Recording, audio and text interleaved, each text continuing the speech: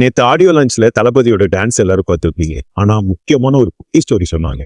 அதை நான் ஷேர் பண்ணிட்டேன். ஒரு ஆட்டோக்காரர் பிரெக்னென்ட் லேடியா ஹாஸ்பிட்டலுக்கு பிக் பண்ணிட்டு போறாரு. வெளியே மழை பெஞ்சிட்டு இருக்கிறனால அந்த ஆட்டோ டிரைவர் அவர்கிட்ட இருந்து அம்பர்லாவை எடுத்து அந்த பிரெக்னென்ட் லேடிட்ட கொடுக்குறாரு. இதை எப்படி நான் உங்களுக்கு திரும்பி கொடுக்கறது அப்படின்னு கேட்கிறப்போ அந்த ஆட்டோ டிரைவர் இதை தேவைப்படுறவங்க கிட்ட கொடுத்துருமா அப்படின்னு சொல்றாரு. அந்த லேடி ஹாஸ்பிட்டலுக்குள்ள போகும்போது வாசல்ல ஒரு பெரியவர் உட்கார்ந்துருக்கிறத நோட்டீஸ் பண்றாங்க. இப்போ அந்த அம்பர்லாவை அந்த பெரியவங்க கிட்ட கொடுத்துட்றாங்க. அதுக்கு அந்த பெரியவர், நீங்க யாருன்னே தெரியல, நான் இதை எப்படி திருப்பி கொடுக்கறது அப்படின்னு கேட்கிறாரு. அதுக்கு அந்த லேடி, வேற யாருக்காவது தேவைப்படுறவங்களுக்கு கொடுத்துருங்கய்யா அப்படின்னு சொல்றாங்க. அந்த பெரிய ஒரு பஸ் ஸ்டாப் வந்ததுக்கு அப்புறம் ஒரு பூக்கடைக்கார அம்மாவை பாக்குறாங்க, மலையில நனைஞ்சிட்டு இருக்கிற மாதிரி. சோ அந்த கொடைய இப்ப அவங்கள்ட்ட கொடுத்துட்டு போயிடுறாங்க.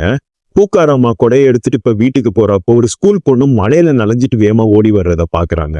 இப்போ அந்த ஸ்கூல் பொண்ணு கிட்ட அந்த அம்பர்லாவை கொடுத்துட்டு, மலையில நனையாத, சேஃபா வீட்டுக்கு போ அப்படின்னு சொல்லி அனுப்புறாங்க. அந்த பொண்ணு வீட்டுக்கு வரும்போது அவங்க அப்பா ரொம்ப பயத்தோட வாசல்ல நின்றுட்டு இருக்காரு. பொண்ணு மலையில நனைஞ்சிட்டு வருமே அப்படின்னு. அந்த அப்பா வேற யாரும் இல்ல, அந்த ஆட்டோக்காரர் தான். ரொம்ப டீப்பான ஒரு குட்டி ஸ்டோரி இல்ல.